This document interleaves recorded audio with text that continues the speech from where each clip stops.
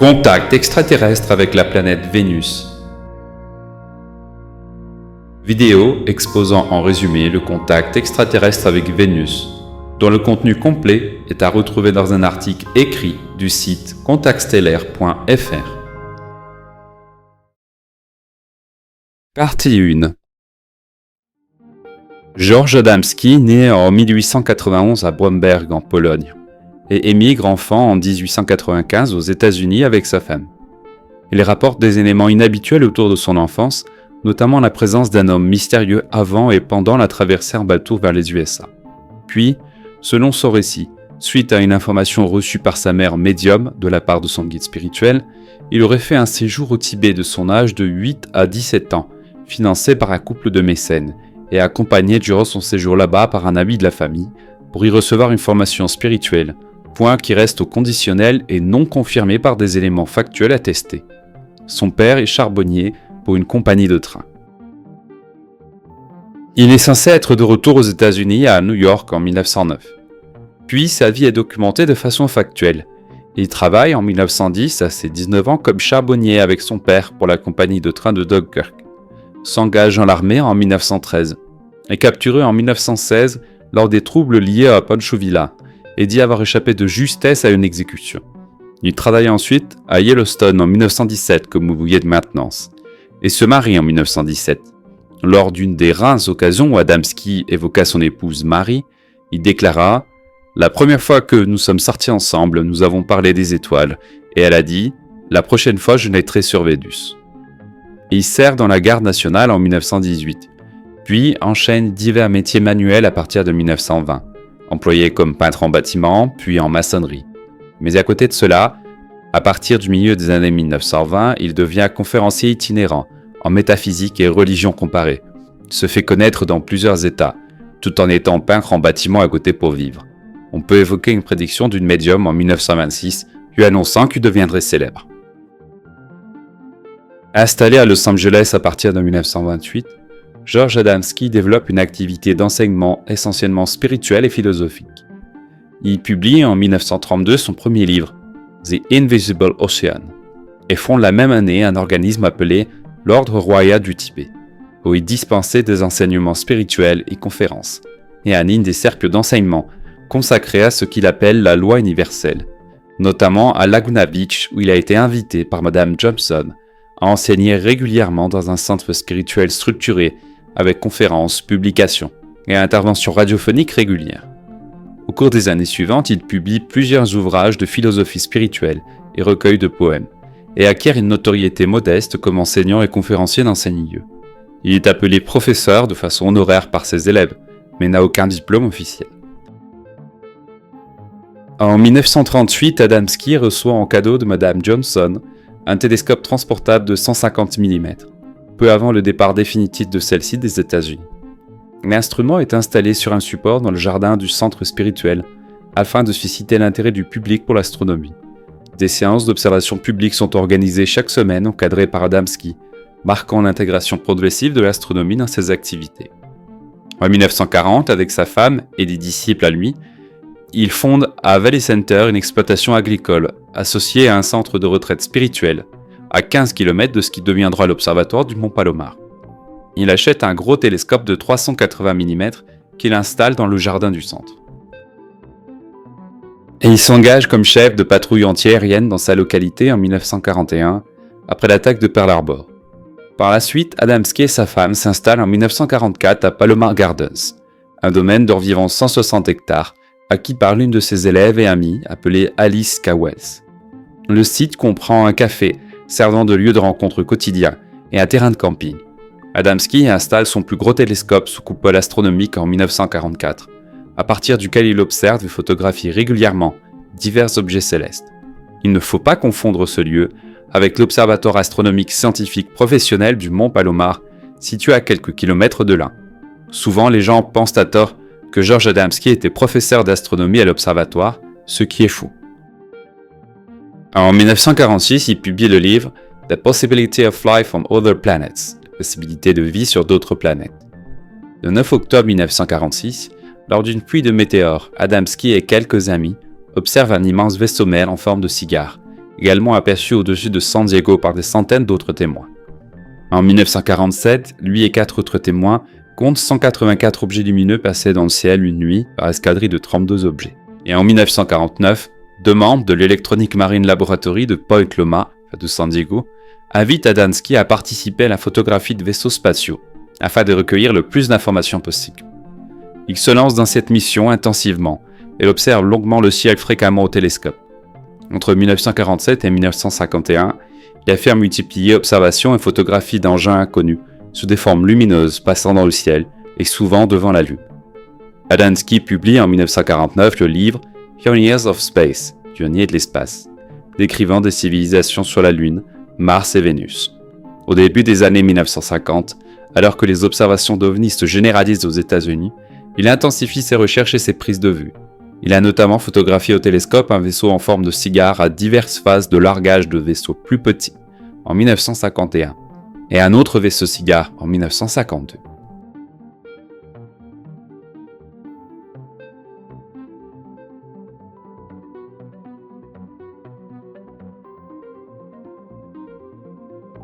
À l'automne 1952, George Hunt Williamson et le couple formé par Alfred et Betty Bailey entrent en contact avec Adamski, à la suite de la diffusion de ses photographies au télescope d'objets volants non identifiés dans divers journaux, dont une reprise dans l'ouvrage de Kenneth Arnold.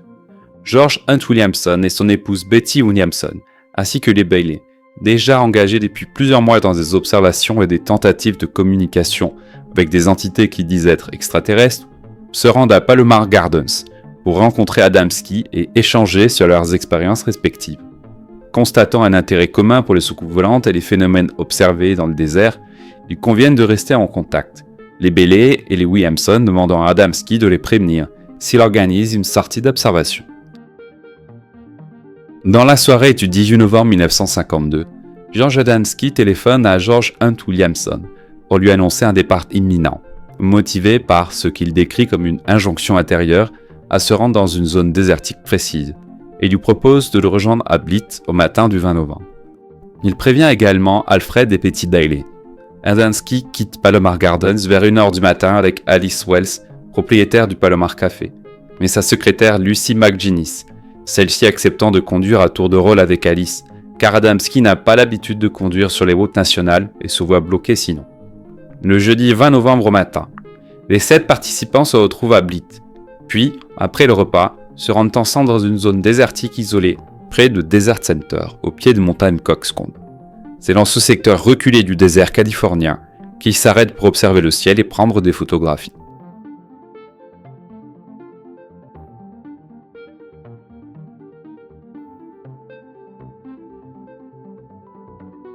Vers le début d'après-midi, après les survols d'un bimoteur qui part au loin, le groupe arrêté en bordure de route repère dans le ciel un grand engin en forme de cigare, silencieux, argenté, avec une teinte orangée rougeâtre sur la partie inférieure, tronqué aux extrémités et légèrement renflé au centre.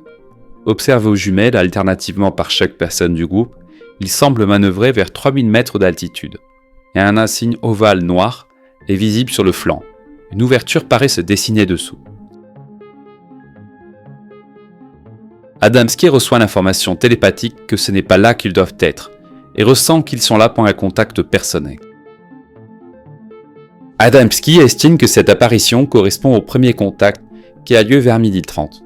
Il décide de s'installer avec son télescope dans un endroit dégagé, à 900 mètres d'écart de la route et des curieux, plus en contrebas pour observer.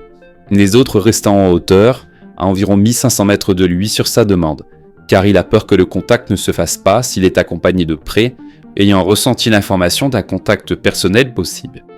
Lucy McGinnis le conduit en voiture, accompagné d'Alfred Bailey, sur un terrain accidenté caillouteux hors piste, vers le lieu où Adamski veut aller pour installer son télescope. Et leur voiture est suivie par le vaisseau cigare qui plane en altitude au-dessus. Bailey l'aide à installer son télescope, puis Bailey et McGinnis repartent ensuite en voiture rejoindre le reste du groupe à distance, avec la consigne d'attendre le temps qu'il faudrait, et la voiture est de nouveau suivie par le cigare en altitude sur ce trajet.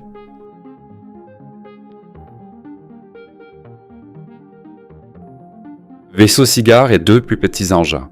Ovale sombre sous le cigare qui serait une ouverture de sortie des navets. agrandi du plus proche des deux objets soucoupe navette sous le cigare. Ces photos et leur étude sont fournies par l'excellent travail de Michel Zirga en partenariat avec René-Éric Olsen pour le nettoyage numérique. Puis, le cigare se redresse soudain à la verticale et disparaît dans le ciel à grande vitesse, à cause de l'approche d'avions en réaction de l'US Air Force venus à sa rencontre. Adamski se demande si les avions l'ont fait fuir définitivement et le contact attendu avec. Adamski est seul avec son télescope équipé d'un appareil photo monté comme téléobjectif et un autre appareil photo manuel Kodak Brownie, sans qu'il ne se passe rien pendant plus d'1 heure. Soudain, un éclat lumineux, vers 13h50, près de là où est Adamski, attire l'attention du groupe. Adamski leur fait signe en agitant son chapeau, et ils le rejoignent. Il leur annonce avoir vu une soucoupe à environ 800 mètres, qu'il dit avoir photographié plusieurs fois au télescope et épuisé ses films, puis photographié avec son Kodak Brownie. Quelques minutes plus tard, alors qu'ils pensent tous que l'épisode est terminé, ils partent rejoindre la voiture, pour revenir chercher Adamski et son matériel, pendant qu'Adamski démonte le télescope. C'est là qu'Adamski voit le vaisseau d'exploration apparaître de nouveau et se maintenir très bas dans un vallon. Un homme apparaît alors à distance et lui fait signe. Depuis leur position à plusieurs centaines de mètres de là, George Hunt Williamson, Betty Williamson, Alfred Bailey, Betty Bailey, Alice Wells et Lucy McGinnis voient distinctement la soucoupe discoïdale en sustentation, sa surface métallique et son dôme, ainsi que la présence d'un humanoïde à proximité de l'engin se déplaçant calmement sur le sol. Alice Wells fait un dessin à la main de l'humanoïde pendant qu'elle l'observe longuement aux jumelles. Le couple Williamson et Bailey déposera en 1953 chez notaire leur affirmation d'avoir vu la soucoupe et l'humanoïde. Alice Wells affirmera elle aussi publiquement avoir vu soucoupe et visiteur humanoïde en détail aux jumelles, dont le dessin qu'elle en a fait est intégré au livre paru « Les soucoupes volantes ont atterri », propos réitérés en interview de nouveau en 1975. Lucy McGinnis et George Williamson disent aussi en interview publique plusieurs fois qu'ils ont vu l'humanoïde aux jumelles et vu la soucoupe. Lucy McGinnis précisera avoir vu la soucoupe d'apparence d'une boule lumineuse monter dans le ciel à la fin du contact. Tous disent avoir vu l'engin cigare auparavant. Seul Adamski peut rapporter le contenu de l'échange. Des photographies prises par Adamski, agrandies numériquement de nos jours, permettent de voir une partie de l'engin volant et du visiteur de l'espace, là où à l'époque on n'avait pas vu que tout était sur pellicule. Adamski s'avance et voit un humanoïde en apparence masculin très soigné, cheveux longs, teint doré, yeux gris, portant une combinaison sans couture ni poche de couleur marron chocolat, d'un tissu qui lui est inconnu, très fin et brillant, à col montant avec un haut blousant et pantalon bouffant, avec des bandes pour tenir au corps, aux poignets et chevilles, et une ceinture large de 15 cm ayant des galons de bordure haut et bas plus clairs et dorés pour serrer la taille. Il porte des chaussures souples montantes bien serrées, de couleur sang de bœuf d'un tissu paraissant différent du vêtement, proche du cuir, sans lacets. Une peinture sera faite pour Adamski qui permet de voir l'apparence du personnage précisément. Des photos agrandies numériquement à notre époque donnent aussi une idée. Quand Adamski lui parle, l'homme lui répond par un hochement de tête qui semble signifier qu'il ne le comprend pas, et il ne lui parle pas en retour. Quand Adamski pense à des idées ou des images, l'homme semble bien les recevoir. La communication se fait surtout par gestes, Adamski ne captant pas le visiteur par télépathie, alors que le visiteur capte bien Adamski. L'homme indique venir de Vénus. Un des rares mots qu'il prononcera à haute voix est Vénus, prononcé d'une voix qu'Adamski qualifie de voix de garçon avant la mue. Il affirme des intentions amicales et insiste sur l'inquiétude liée aux radiations et aux essais atomiques, présentés comme dangereux pour la Terre et aussi pour l'environnement spatial. Ils s'approchent à moins d'1 mètre l'un de l'autre. Le visiteur explique aussi que la petite soucoupe n'a pas fait de trajet interplanétaire seule, mais a été amenée dans l'atmosphère terrestre par un grand vaisseau porteur, le cigare observé plus tôt, comparable à un porte-avions. Il évoque un principe de déplacement fondé sur attraction-répulsion, assimilé par Adamski à un fonctionnement magnétique, mais il décrit de petits disques comme des dispositifs téléguidés sans pilote vont être détruits à distance en cas de panne. Adamski l'interroge encore sur le créateur, sur la diversité des visiteurs, sur la prudence à l'égard des foules, et tente de le photographier, ce que l'homme refuse. Le visiteur lui demande toutefois une bobine de film. Adamski veut lui offrir toutes ses pellicules, mais le visiteur n'en prend qu'une seule. qu'il glisse dans sa tunique. Avant de partir, il insiste par un signe ostensible sur l'importance de ces empreintes de pas et se place de façon à les marquer nettement sur le sol. Adamski accompagne ensuite le visiteur vers la soucoupe, décrite comme un engin au reflet prismatique brillant, avec un dôme et 3 boules sur le dessous, planant légèrement au-dessus du sol. Il voit des hublots ronds, transparents, seulement sur une partie du flanc, une petite boule au sommet de l'appareil qui brillait, qui ressemble à un gros anneau sur les photos, mais c'est une boule pleine. Il affirme avoir aperçu fugitivement un visage à un hublot. Le visiteur l'a averti de ne surtout pas s'approcher trop près du vaisseau et être prudent car il y a danger. Adamski se tient tout à côté. Mais en faisant un geste un peu ample du bras pour accompagner une idée à communiquer par geste, Adamski subit un choc lorsque son épaule effleure le bord extérieur de métal du vaisseau. Son bras est violemment rejeté par une sorte de champ de force qui circule en surface le long du vaisseau de haut en bas, puis remonte en circuit fermé de façon pulsante, et il est projeté vers le dessous du vaisseau par perte d'équilibre. L'incident aurait pu être plus grave si le visiteur n'avait bondi pour rattraper Adamski et l'empêcher de tomber sous le vaisseau, où il aurait été très grièvement blessé par les champs de force circulants. Le bras d'Adamski est devenu engourdi et insensible, et le visiteur lui dit que ça passera au bout d'un moment. Il lui faudra 3 mois pour que la sensibilité revienne complètement. Le visiteur refuse de l'emmener à bord, puis regagne l'appareil. Une ouverture se referme. La soucoupe s'élève silencieusement et s'éloigne. Adamski entoure alors les empreintes avec des cailloux et rejoint le groupe en agitant son chapeau. Les avions de l'armée reviennent, cause probable du temps de contact limité. Les 6 témoins le retrouvent, découvrent les empreintes et s'emploient à les documenter. Photos, croquis, puis moulages au plâtre réalisés par George Hunt Williamson, qui a justement du plâtre dans sa voiture comme usuellement en tant qu'archéologue, et a l'habitude de ce type de travail. Toutefois, les moulages ne donneront rien d'exploitable. Heureusement, il y avait les photos de fait et surtout les croquis. Le bruit d'avion militaire est décrit comme constant pendant cette phase, tandis que le groupe reste concentré sur les traces. George Hunt Williamson, Alfred Bellier et leurs compagnes souhaitent se rendre à Phoenix, la grande ville la plus proche, afin d'y faire connaître les faits. George Adamski, qui ne désire pas s'y rendre lui-même, mais ne s'y oppose pas, préfère rester en retrait. À leur demande, il leur rapporte ce que le visiteur vénusien lui a communiqué et leur remet 2 rouleaux de pellicule pris lors du contact, bien sûr donc encore non développés. Le 24 novembre 1952, un article paraît dans le Phoenix Gazette, fondé sur les témoignages des couples Williamson et Bailey, accompagné de la photo de la soucoupe développée par le journal, provenant des films non développés remis à eux par Adamski sur le site du Contact. La publication donne aussitôt au Contact de Desert Center une visibilité nationale.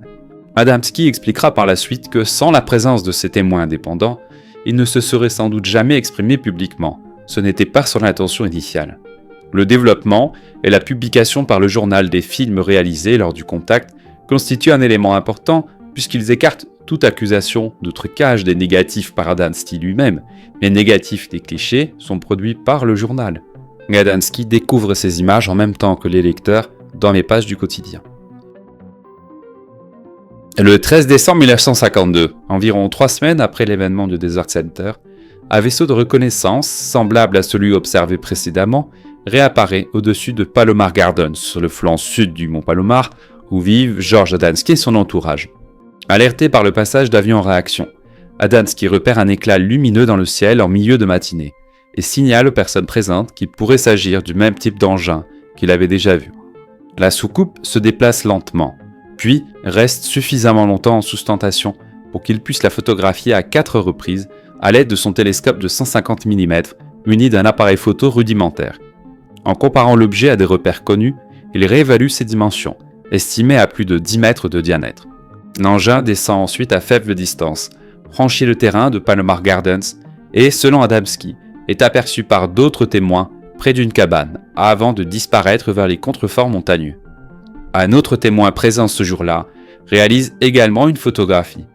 Ces images feront l'objet de nombreuses analyses techniques à charge comme à décharge au fil des décennies.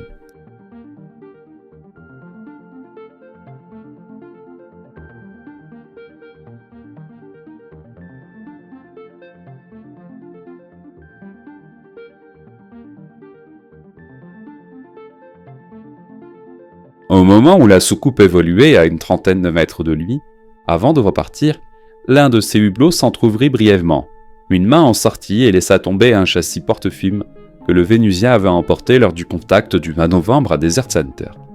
Adamski observa l'objet tomber au sol, le récupéra avec précaution et le conserva comme preuve matérielle. Une fois développé, ce film ne révéla pas d'image photographiée à Desert Center, qui aurait dû figurer dessus, car c'était un film exposé qu'Adamski avait donné aux Vénusiens alors, mais un ensemble de symboles inconnus, disposés autour d'une forme allongée évoquant une forme de cigare, avec en son centre une svastika de type ancien, semblable à celui observé sur l'empreinte laissée par l'être rencontré dans le désert. Adamski interprète ce retour du film comme un geste délibéré, visant à fournir un élément tangible à destination des terriens. Une trace matérielle complémentaire aux photographies, destinée à susciter l'interrogation et à établir un lien entre des contacts contemporains et des écritures aux symboles très anciens découverts sur Terre. Le contact de Desert Center, le 20 novembre 1952, reste le socle central de l'affaire Adamski.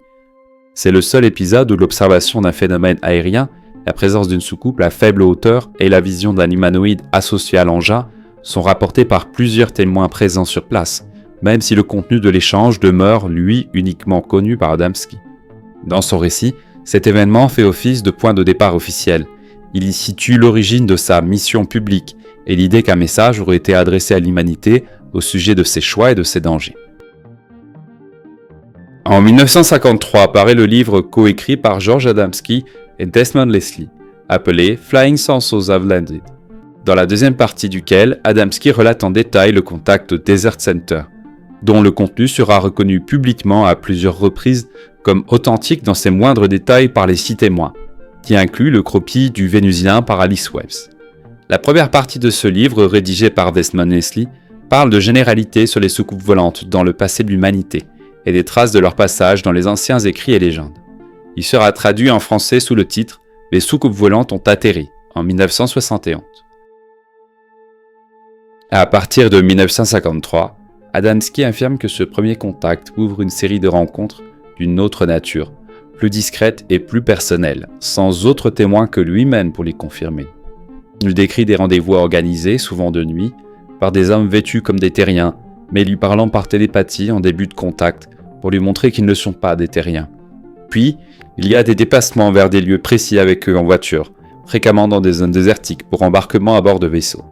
Ces épisodes ne sont plus corroborés par des témoins directs comme en 1952, et seront connus par ses livres ultérieurs, notamment son deuxième livre qui raconte ces contacts, appelé Inside the Spaceships, paru en 1955, traduit et publié en français sous le titre À l'intérieur des vaisseaux de l'espace en 1979.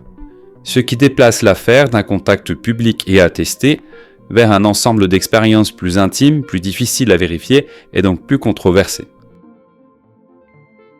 La communication avec ces êtres se fait parfois par télépathie, même s'il y a aussi des échanges vocaux de manière normale. Adamski explique que les messages télépathiques ne sont pas transmis sous forme de phrases entendues intérieurement, mais comme des impressions mentales complètes, associant idées, images et émotions. Cette forme de communication lui donne le sentiment de comprendre immédiatement le sens global du message, sans ambiguïté linguistique. Il précise que cette télépathie ne lui a pas été enseignée consciemment, mais qu'elle s'est imposée naturellement lors des contacts, comme si son esprit était momentanément accordé à celui de ses interlocuteurs. Cela commence le 18 février 1953, lorsqu'Adamski raconte qu'il ressent un appel intérieur qui le conduit à Los Angeles, où il s'installe dans un hôtel en attendant ce qu'il pressent.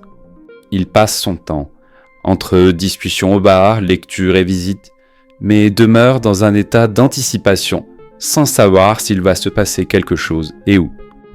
Tard dans la soirée, 2 hommes l'approchent dans le hall et l'appellent par son nom. Ils paraissent ordinaires et coiffés de manière classique.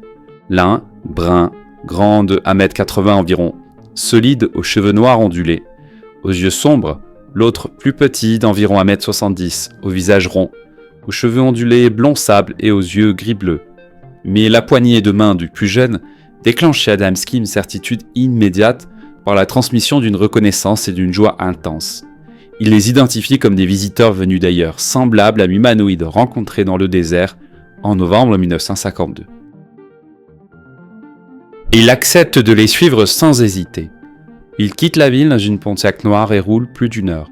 Pendant le trajet, ces deux hommes lui disent que l'un vient de Mars, le plus petit blond, et l'autre de Saturne, le plus grand brun, et qu'ils vivent incognito sur Terre depuis des années, qu'ils travaillent et s'intègrent comme des humains afin d'observer notre civilisation, et qu'ils subiraient de fortes difficultés s'ils révélaient leur origine.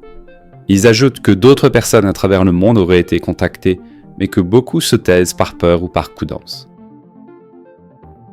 Arrivé sur un chemin désertique, Adamski aperçoit une soucoupe lumineuse posée au sol. Près de l'appareil se tient un être qu'il reconnaît comme le Vénusien de son contact du 20 novembre 1952, celui qu'il appellera ensuite Horton, mais qui parle anglais depuis leur rencontre, et explique qu'il était en train de réparer une pièce du vaisseau.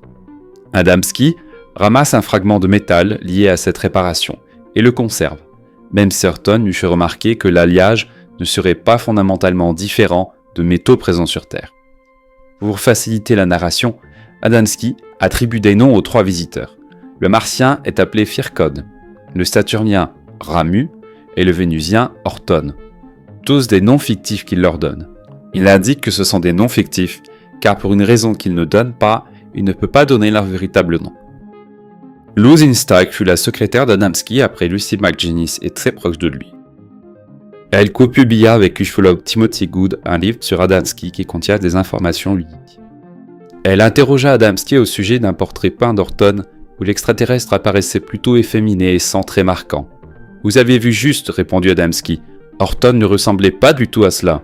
Il avait un visage très viril, hautement intellectuel, mais comme ses traits étaient si distinctifs et caractéristiques, il aurait été dangereux pour lui de le publier. Il est venu à plusieurs reprises à Los Angeles. Et à ma grande surprise, rapporta Lou, George sortit de sa poche un petit portefeuille, et pendant quelques instants j'eus la permission de contempler une photographie du visage d'Horton de profil. C'était en effet très différent de la version peinte. Lou expliqua que le trait le plus frappant chez Horton était son menton proéminent, caractéristique également signalée par exemple par l'enlevé espagnol Julio en 1978. Lorsque Leslie demanda à Adamski si les êtres de l'espace étaient bien solides, Adamski, en faisant allusion à son premier contact avec Horton le 20 novembre 1952 à Desert Center, répondit « Ces types n'étaient pas des foutus fantômes. Le pilote s'était raflé la main sur le rebord quand il a attrapé mon bras pour l'empêcher d'être arraché par le champ de force, et je vous assure que ça saignait rouge comme vous et moi. » À d'autres occasions, Adamski insistait sur ce point. Pourquoi un fantôme aurait-il besoin d'un vaisseau spatial, m'est-il demandé. Horton rit ensuite à monter dans la soucoupe. Adamski décrit à l'intérieur une pyramide unique, circulaire, d'environ 6 mètres de diamètre, avec un mât central reliant plancher et dôme, qu'on lui présente comme un mât magnétique, cœur énergétique de l'appareil, dont les pôles pourraient être inversés. Au sommet, une bobine s'illumine et diffuse une lumière douce dans la pièce. Au pied du mât se trouve une large lentille translucide, servant aussi de dispositif optique d'observation. 2 banquettes circulaires suivent le contour de la lentille centrale, et une rampe souple entre les banquettes sert de protection et d'appui lors des manœuvres. Adamski observe des panneaux de contrôle, comparables à un orgue de boutons lumineux, et de grandes cartes murales où lignes, formes et couleurs changent, qu'il interprète comme des indications de trajectoire, d'atmosphère et de proximité d'objets. Il mentionne aussi un poste de pilotage avec siège et périscope relié au mât. Il apprend que 3 sphères visibles sous la soucoupe font à la fois office de train d'atterrissage et de condensateur d'électricité statique, énergie décrite comme universelle et naturelle. À bord de la soucoupe, qu'il désigne par le terme de vedette, par analogie avec une petite embarcation maritime, Adamski dit ne ressentir ni secousse ni accélération.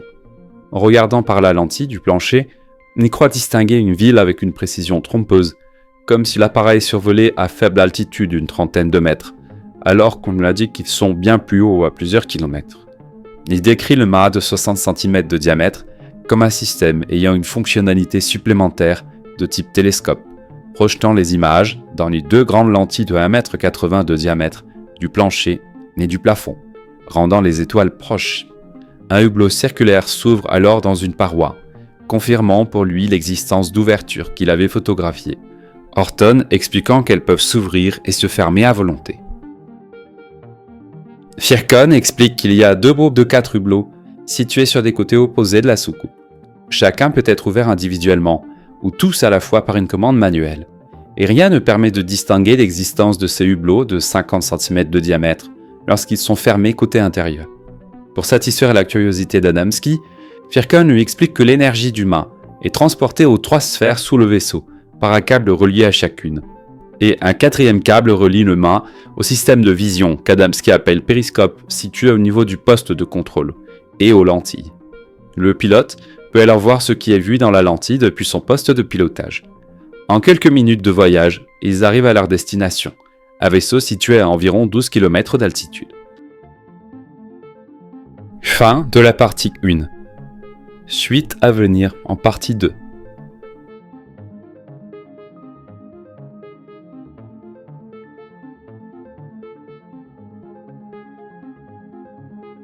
Si vous êtes intéressé à en savoir plus, un article complet dont est issue cette vidéo résumée est à retrouver sur le site contactstellaire.fr, où vous trouverez le lien vers l'article dans le descriptif attaché à cette vidéo.